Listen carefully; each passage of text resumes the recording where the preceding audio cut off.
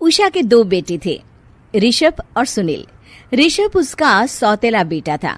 उषा हमेशा ही अपने सगे बेटे सुनील को ज्यादा प्यार करती थी। सुनील की शादी हो चुकी थी और ऋषभ की शादी भी निशा नाम की लड़की से हो जाती है। उषा सुनील की पत्नी कीर्ति को ज्यादा प्यार करती थी।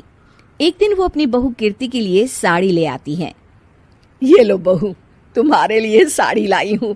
कल पड़ोस की शादी में जाना है ना, तुम यही पहन कर चलना। तभी वहाँ ऋषभ आ जाता है। अरे माँ, तुम निशा के लिए साड़ी नहीं लाई? वो भी तो कल शादी में जाएगी ना? हाँ, वो भी जाएगी, पर उसके पास तो काफी साड़ी होंगी ना। अभी अभी तो शादी हुई है तुम दोनों की, तो उसी में से कोई पहन लेगी वो। ऋषभ ये सुनकर उदास हो जाता है। तब निशा कहती है, आप उदास क्यों होते हो जी? सही तो कह रही हैं मम्मी जी।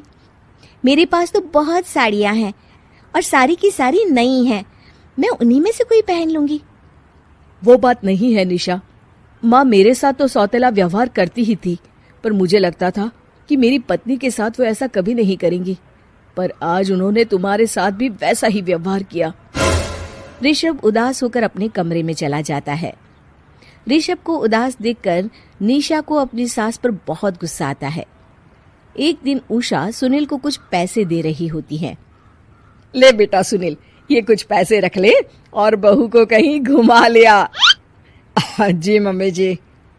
सुनील वहां से चला जाता है। मम्मी जी, आपने इन्हें तो कभी पैसे नहीं दिए। ऐसा सौतेला व्यवहार आप क्यों करती हैं?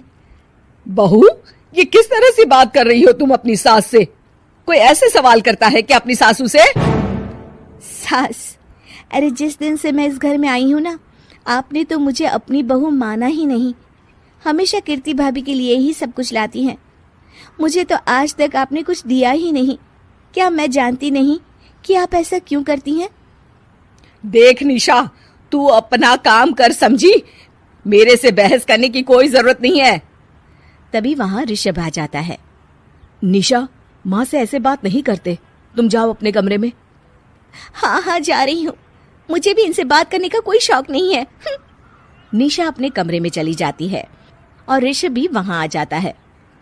निशा, तुमने माँ से क्यों झगड़ा किया? क्योंकि आप तो कुछ कहते ही नहीं, बस चुपचाप सहते रहते हैं। किसी को तो आवाज उठानी होगी ना। कोई बात नहीं निशा, तुम गुस्सा मत करो, शांत हो जाओ। निशा रसोई में खाना बना रही होती है। तभी वहां कीर्ति आ जाती है। निशा, तुम मार्केट से ये सामान ले आओ। मैं क्यों जाऊं? आप भी तो जा सकती हो ना। दिख नहीं रहा कि मैं खाना बना रही हूँ? हाँ तो क्या हुआ, खाना बनाने के बाद चली जाना। हाँ, खाना भी मैं ही पकाऊं, बाजार जाकर सामान भी मैं ही ले आऊं। खुद तो कुछ करोगी नहीं, है ना? ओहो, जुबान तो देखो कैसे चल रही है।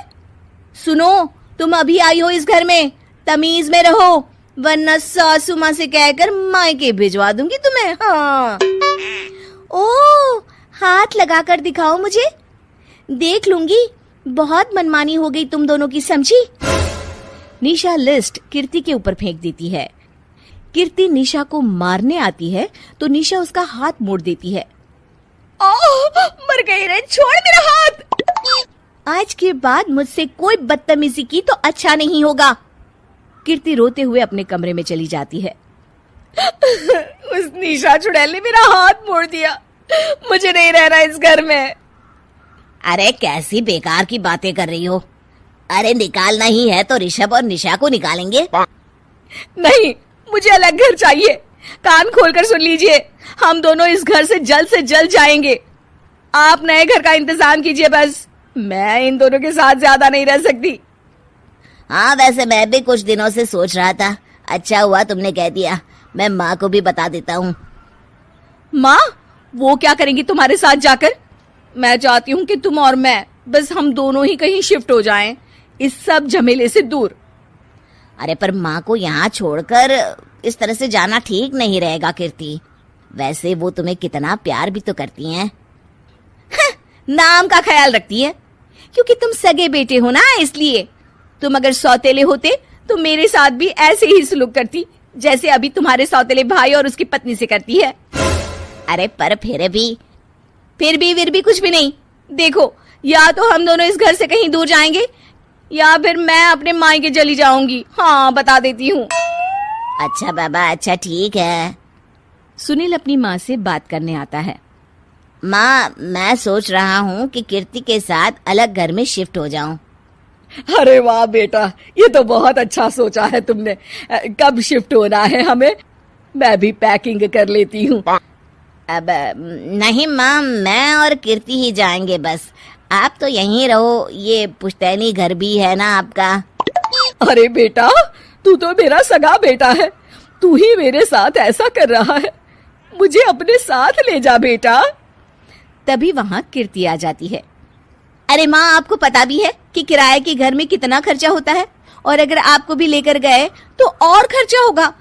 आप तो बस यहीं रहो इसी घर में। कोई बात नहीं सुनील, तुम लोग चले जाओ। माँ यहीं रहेंगी हमारे साथ। हम माँ का ख्याल रखेंगे। तुम लोग अपनी गृहस्थी संभालो। निशा को ये देखकर बहुत खुशी होती है। वो मन ही मन सोचती है, अब आया ना ऊंट पहाड़ के नीचे। अब मम्मी जी को पता चलेगा, बड़ा सगा और सौतेला करती रहती थी। सगा बेटा तो जा रहा है छोड़कर, अब आएगी इन्हें अकल, और नहीं आई तो मैं अल्लाह कर रहूंगी। निशा अपनी सास को कैसे अपने सौतेले बेटे से मिलाएगी, जानने के लिए देखिए सौतेली माँ पार्ट 2।